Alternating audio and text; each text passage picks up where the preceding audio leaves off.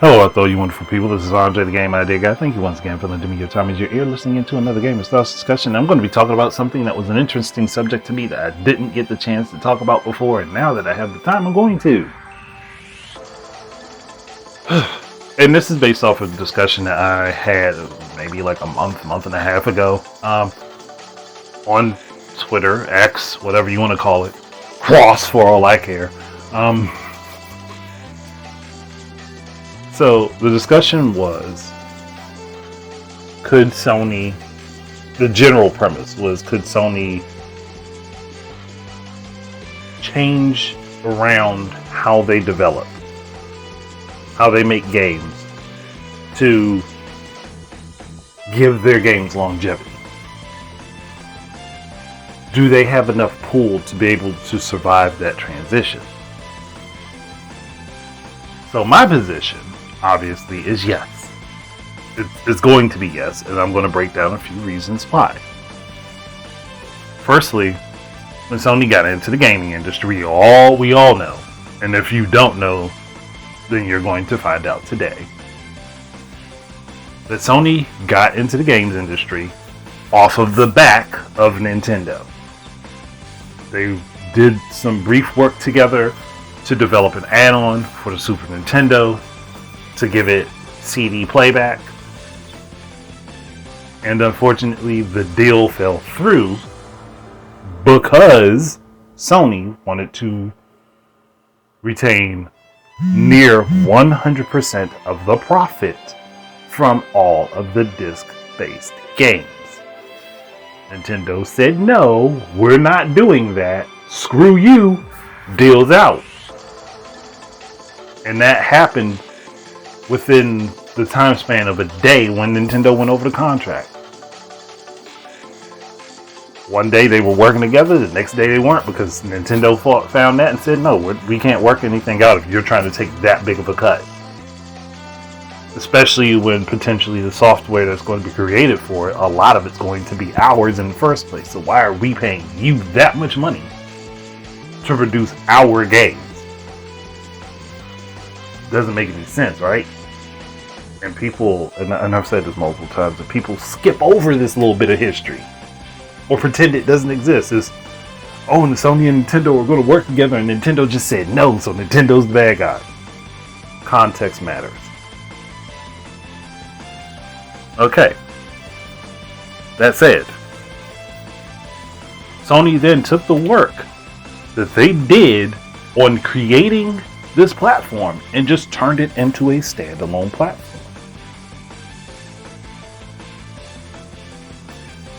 Which was awesome.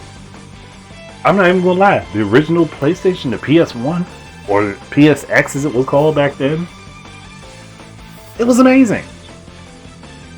For it to be the weakest hardware of that generation, and I mean it was the weakest hardware, it blew everything out the water. It worked very well. It did what it was supposed to do. Actually, it did more than what it was supposed to do, because I don't think Sony could have been projected that console would have sold as well as it did. But it sold extremely well. Oddly enough, and I've heard people say this before, but a lot of people use their PS1 as a CD player. Which is sad, because if people would have known back then that Sega Saturn had a better interface for that, more people probably would have bought, especially if Saturn wasn't a horribly rushed product. But if people had known that the interface in the Sega Saturn for CD playback had a lot of features that the PlayStation lacked, more people probably would have bought that to use it for that feature, because you could do some amazing things with sound cues, but that's it's a whole different debate. I don't want to go off on the tangent. Sorry, that hit my brain and I was like, okay, shoot, I gotta talk about it, but let's get back on track here. So, Sony built themselves off of the back of Nintendo. And for a good long while, they competed directly against Nintendo. A lot of the stuff that they got were franchises that were popular on Nintendo before, that transitioned over to Sony because one, licensing was cheaper, and CDs versus carts were a better fit for having larger scale games. Is just the truth. It's the truth of the matter. Even if the N64 was the superior hardware and could run circles around the PS1, PS1 had the trump card of being able to use CDs, disc, which had a lot more space on them for a lot less money. They weren't as proprietary as cartridges. I mean, yeah, of course, Sony had their own proprietary look for their disc because they had the black on the bottom instead of it being like a reflective mirror surface. It was more, I would say it was more, I can't say matte because I don't think matte would have worked as a surface for a disc to read, but it was black instead of silver, basically. But during that time frame, Sony got a lot of really good games. They got Tomba, they had Spyro, they had Crash. They actually had a lot of mascot stuff on the PlayStation now that I think about it. They had a lot of that stuff on it. Then you saw Final Fantasy transition over. Castlevania, like one of the most popular or most cult classic Castlevania games ever created. PS1 is the face of that game. And that's Symphony of the Night, which spawned off its own style of Castlevania games from that point forward. That not very many, if any, went with the more classic style of Castlevania,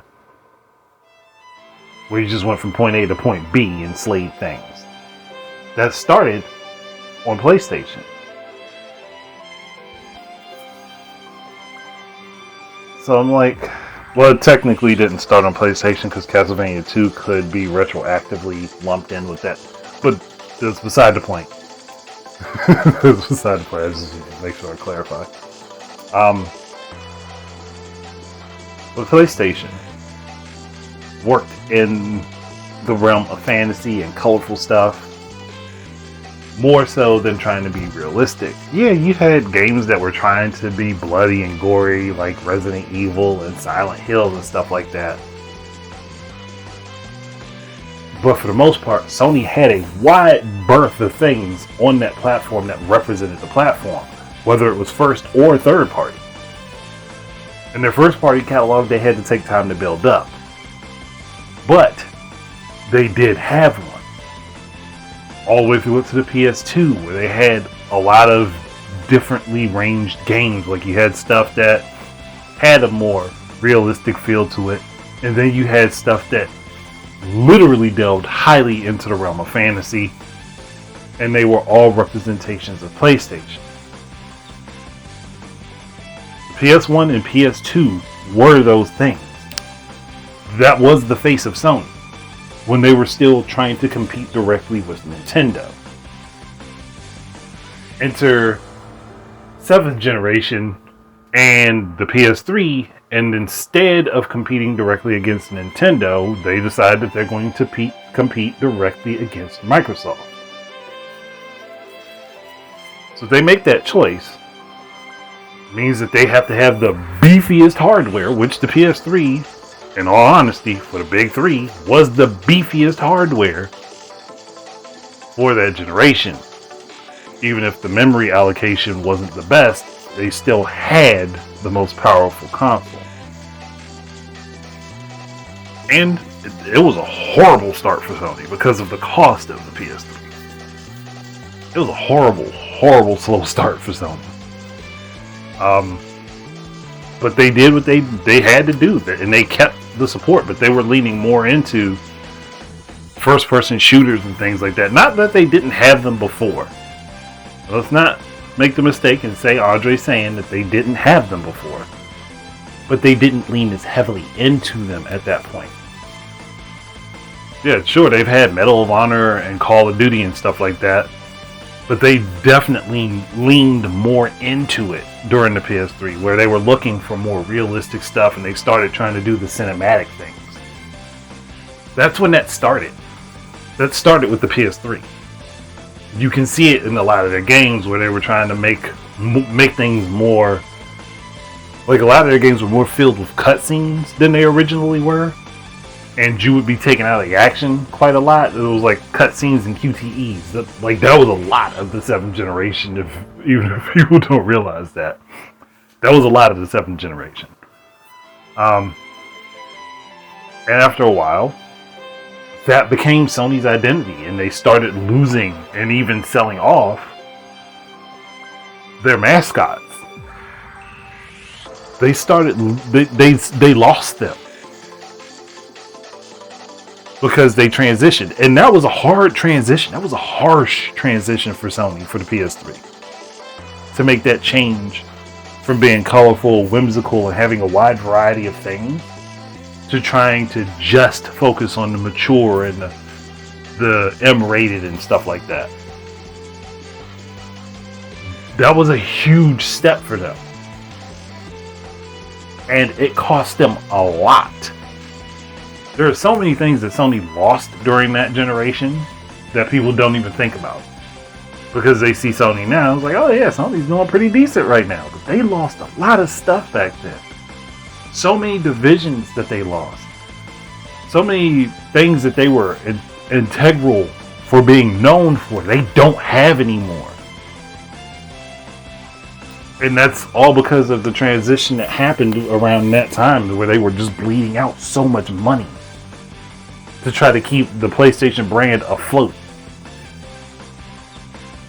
Because they wanted to compete with Microsoft instead of Nintendo, which honestly would have been more cost effective if they would have just competed with Nintendo. But that happened. They recovered. PS4 goes all very well. They still have this identity from the PS3. But guess what? This identity that they have now is costing them more money. It's making things more expensive because now they have to put more money into the higher visual quality aspects of things. And with that, means they pay out more and more and more money. That's going to be the downfall of Sony if they keep up this path, especially if they're putting a high amount of money into things and then eventually end up very quickly discounting the stuff that they produce and put out, which means that they oftentimes don't make as much money as they need. They might break even, might just barely break even too, because if you pay attention to some of the sales that happened within a month or two of the launch of a game from Sony, it gets ridiculous.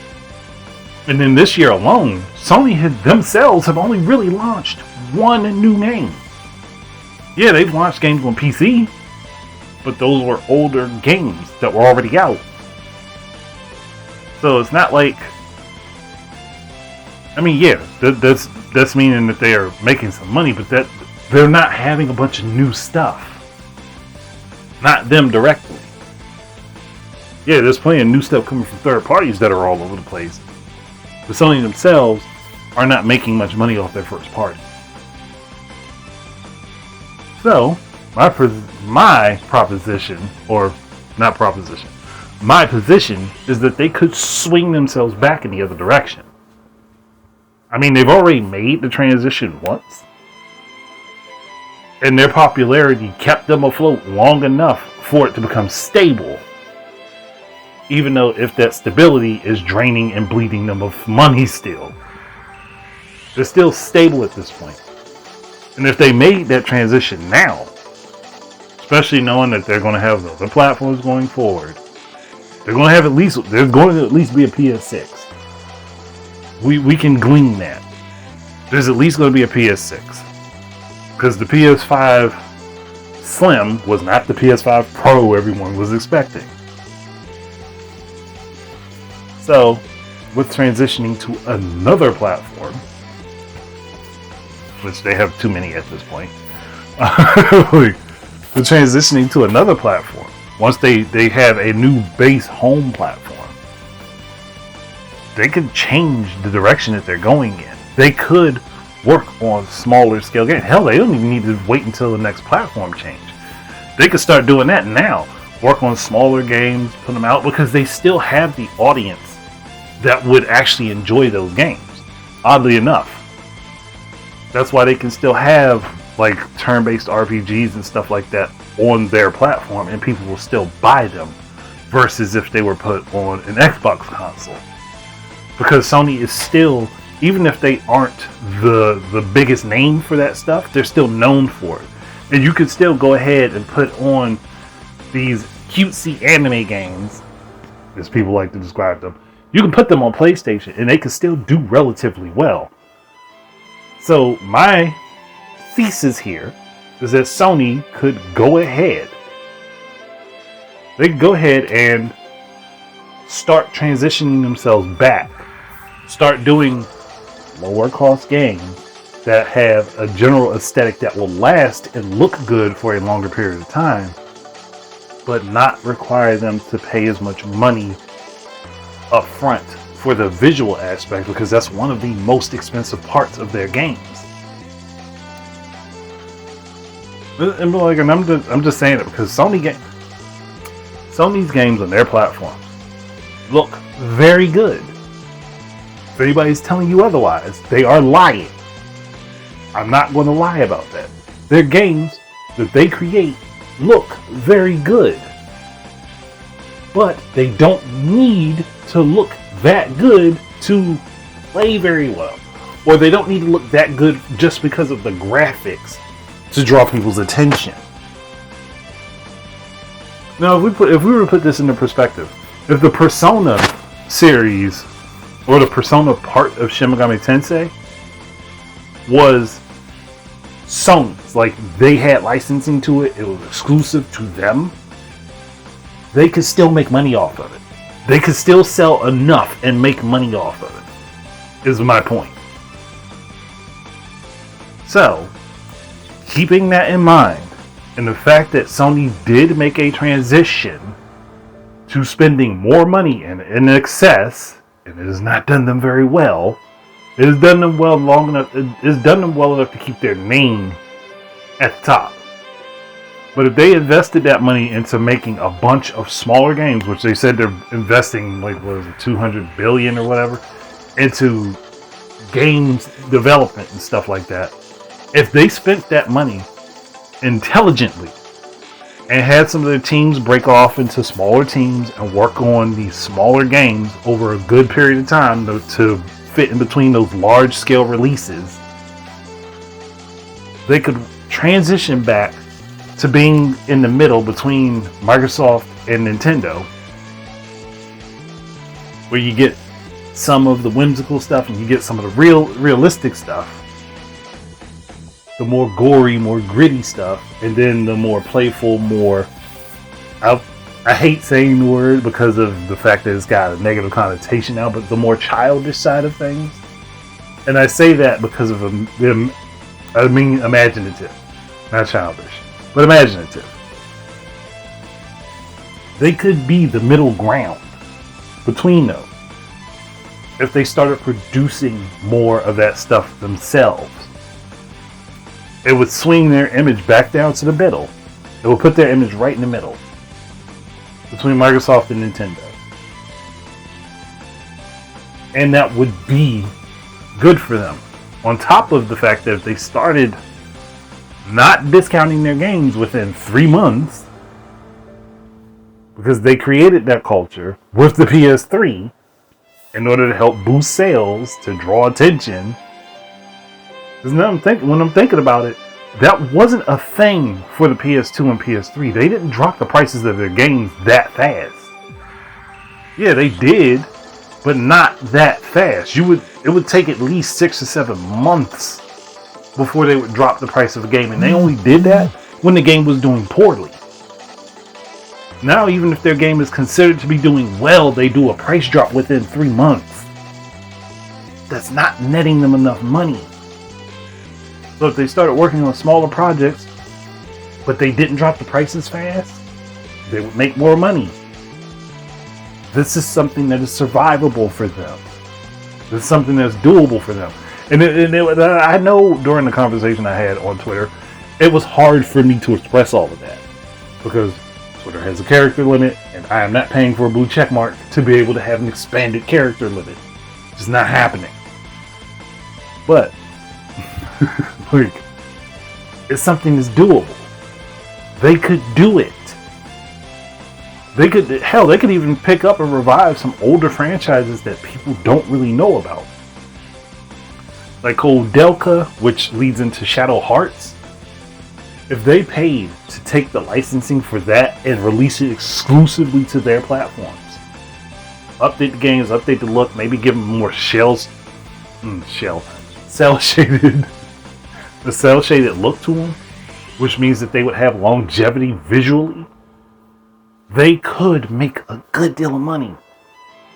And it wouldn't require as much work because you're working with what is there and just updating it for today. They could take some of those lesser knowns and actually make them popular. Or work with Capcom and get them to take that game, what's the survival horror game where you play as the blonde woman, where you have like almost no weapons? They could get that remastered. Or not remastered, remade by Capcom specifically for their platform. And I know somebody's going to say, well, Andre, isn't that... No, because this would be a contract deal and it would be exclusive to Sony. It's not being done to keep it off other platforms. It's doing it to fill out Sony's exclusive roster. There's a difference between those two things. It's a minor difference, but there's a difference. And it's the intention behind it. You're not doing it just so that other platforms don't get it. You're doing it because it would be good for your platform. And it's something that nobody else really knows about. It's not the same thing as going ahead and going to Capcom and saying, hey, yo, Capcom, we need Street Fighter V to be exclusive to our console. Even though it's been on multiple consoles for who knows how long. That's the difference. But, that all said, and this game only came out on PS2 anyway, I'm thinking about it. So it wouldn't really be too big of a deal that Sony is the one that gets it exclusively, even though one like this probably going to be on multiple platforms if Capcom did decide to revive it. I mean, stick on subject here. My main point is, I think if Sony did a few things, changed a few things, they could swing the pendulum back in a direction that one is more balanced for their content that they release, and two would make them more money. They can survive the transition to do it. Again, they've already survived the image transition from PS1 and 2 to PS3. So they could survive the transition again if they did it from PS5 to PS6. Which would mean that they would have to start doing it now, and hopefully they are. Hopefully they're looking at the way things are going and they're like, yo, we could make more money off of our games. We have the brand appeal. We can do it. We can make more money off our games. We can make our games have more longevity in the marketplace. We don't need people to have to wait for sales to get our games. They can do it. I know it probably sounds like a lot of gibberish to some people because it's like, well, Andre, you're just talking about a bunch of stuff that we don't really have a quantifiable answer to. But you do if you look at their IR reports. Now, Duo is great with doing this. I'm not that guy. I'm not going to lie, I'm not that guy. But he's great with reading through them and interpreting everything. And I would venture to guess he might say the same thing as me. I'm not going to say that he would say it. I think he might though. That if Sony took the time and put a dedicated effort into it, it would probably only take them a year or two to make that transition, where their games retain a higher value, they make more money off of it. And then by the time you decide you're going to start dropping the prices for it on your home platform, then you put it on PC. Then you put it on PC at full price because the people on PC are going to buy it one way or the other anyway. And PC has various deals going up and down either way. But that would be the way that they could make money for themselves and make things more sustainable. And potentially not have to put their games on sale 3 months out. Because that's what a lot of people do. They wait for the game to go on sale 3 months out, and then they purchase it then, and then call it a day. That's how a lot of people get their new games from Sony. But this would also mean that they can produce more content. And I mean directly from them. That isn't The Last of Us or The Last of Us 2 remastered for the 5th time. It's just what they can do. It's something that they should do. And I think that would be pretty cool for them. And it would be better for their longevity because I want to see them successful. And it's just because I'm at least decent at recognizing patterns. And I want to see Sony be successful. I don't want them to continue down the road that they're on because I know it's going to end in disaster eventually. Even if it doesn't immediately, it will eventually end in disaster. But for anybody that was able to follow everything I was saying, please give your comments, your thoughts in the comments below or wherever, because this is going to be on multiple platforms. And let me know what you think. Otherwise, thank you guys very much for listening in. Keep your eyes and ears up for more stuff from me. And until the next time, enjoy your games and peace out, everybody. This is Andre, the Game Idea Guy, and I'd like to thank you once again for tuning in. If you would be interested in supporting my efforts in content creation, please head on over to Amazon and look up The Game Idea Guy Presents Gaming Word Search, and you will find both Volume 1 and Volume 2 up for sale. Thank you very much once again, and I hope to be able to create more content for you in the future. Peace out.